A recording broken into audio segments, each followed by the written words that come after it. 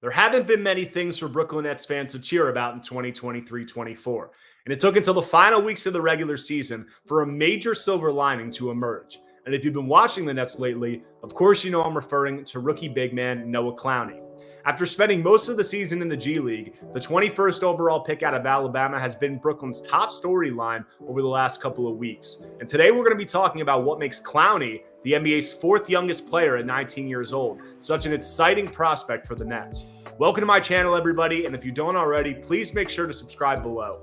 Now, we all know about Sean Marks' track record finding productive big men late in the draft. He picked Jarrett Allen 22nd overall in 2017, who nearly made his second consecutive All-Star game this season. He took Nick Claxton 31st overall in 2019, who was expected to sign a contract worth upwards of $80 million this summer. Even Day'Ron Sharpe, who Marks took 29th in 2021, looked like a legitimate rotation piece this season. But it's taken just 2 weeks of consistent playing time for Clowney to show that he may have the most upside out of any of them.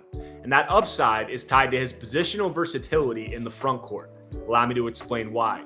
After he played exclusively center in the G League, the Nets have deployed Clowney at power forward during his late season call-up. It quickly became apparent that he has the tools to add a completely new dimension at that position alongside Nick Claxton. The most exciting aspect of that comes on the defensive end of the floor, where the Nets have potential to have two near 7-footers who can switch on the perimeter and protect the rim. After flashing his defensive versatility at Alabama, Clowney has already carried those tools over to his first NBA action. At 6'10" with a 7'3" wingspan, he's a rangy defender with great length and shot blocking ability. But while he flashed it in college, I had questions about whether Clowney has the foot speed to stick with perimeter players at the NBA level. To the delight of the Nets, he's already showed promise in that area with Brooklyn. He's been comfortable navigating high ball screens and moving his feet to keep himself in a good guarding position. He does that in this Toronto game on 2 separate possessions. Take this play, for example. The Raptors put Clowney in an off-ball action to get him switched on to Grady Dick. They then re-screen for him. Clowney takes a bad first step inside, but's able to recover, get into position, and slide his feet while taking away the driving lane and getting a block. Perhaps no play on Clowney's film is more impressive than this switch on Tyrese Halliburton. Halliburton gets Clowney on the top of the key and attempts to get him off balance with a series of dribble moves. He eventually takes a lane on the right side, only for Clowney to stay with him and get the rejection at the rim. That last play was eerily similar to some of the perimeter defense we've seen from Claxton. In addition to his switchability, Clowney has shown great timing and range as Brooklyn's low man, which is the last line of defense on drives from the weak side defender at the rim. On this play, Clowney rotates over after Cam Thomas gets beat and swats an Emmanuel Quickley layup. While the Pistons' spacing is much worse, Clowney rotates and gets a pair of weak side rejections on these 2 plays. Clowney started alongside Claxton at power forward during Wednesday's win over the Toronto Raptors, and the pairing gave us a glimpse into their potential. They combined for 12 blocks while holding the Raptors to 32% shooting from 2. Clowney accounted for 7 rejections, becoming the 12th teenager in NBA history to reach the mark. On top of their rim protection and perimeter defense, the Clowney-Claxton pairing could serve to improve Brooklyn's defensive rebounding, a glaring weakness over the last 4 seasons. The Nets have spent that time perpetually undersized, and it's shown on the defensive glass. While Nick Claxton is a menace defending on the perimeter, his ability to bang down low against bigger bodies leaves much to be desired. And despite playing a switching defense, the Nets have consistently prioritized shooting and offensive creation over size alongside Claxton. That's led to issues on the defensive glass over the last 4 years. Claxton alluded to the team's lack of size in recent years post-game Wednesday and pointed to Clowney at power forward as a potential solution to those problems.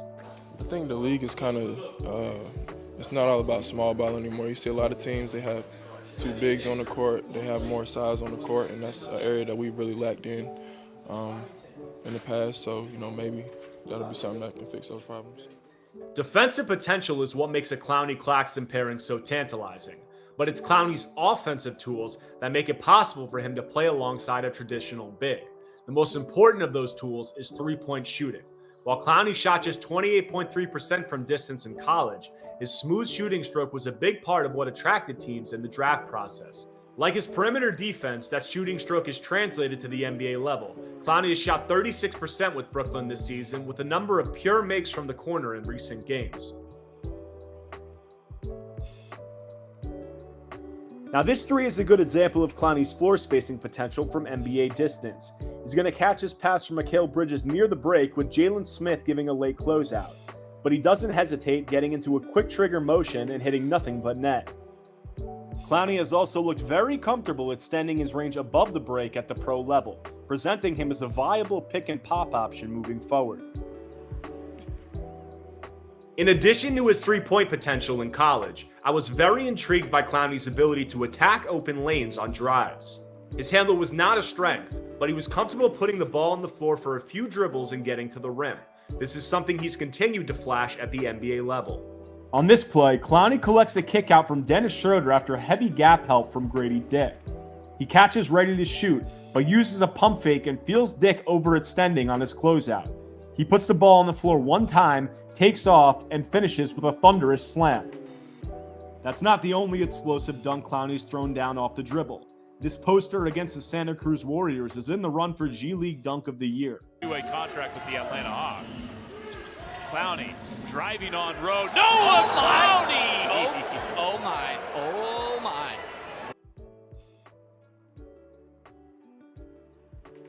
None of Clowney's takes off the dribble have been the flashiest, but he's looked comfortable putting the ball on the floor and scoring in different ways.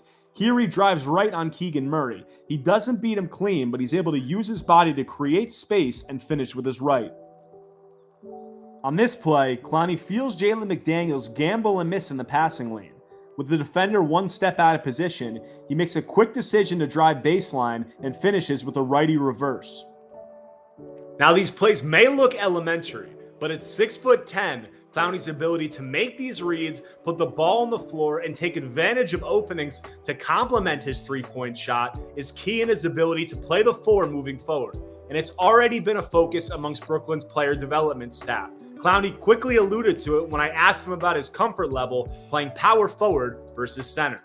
How do you view yourself moving forward positionally? I think I'll be able to play both, and I think that's going a lot of my development is going to have to base coming around being able to put the ball on the floor to play the four more. But Clowney still has a ways to go as a ball handler and decision maker. He's not yet comfortable operating in the open floor. He didn't show many counter moves when cut off on drives in college. That shows up on this possession late in the shot clock against De'Aaron Fox.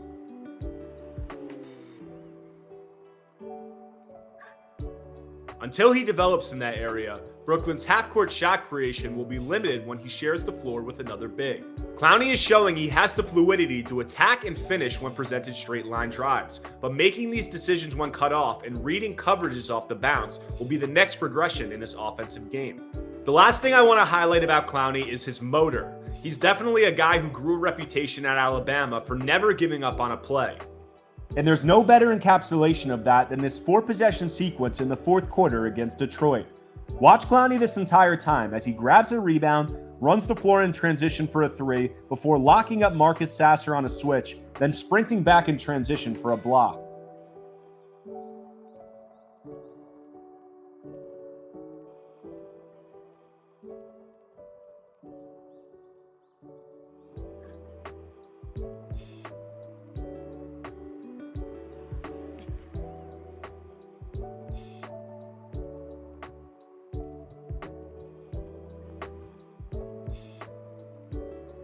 And despite his slight frame, his hustle has also shown up on the offensive boards. He's routinely outworked opposing players for second chance opportunities.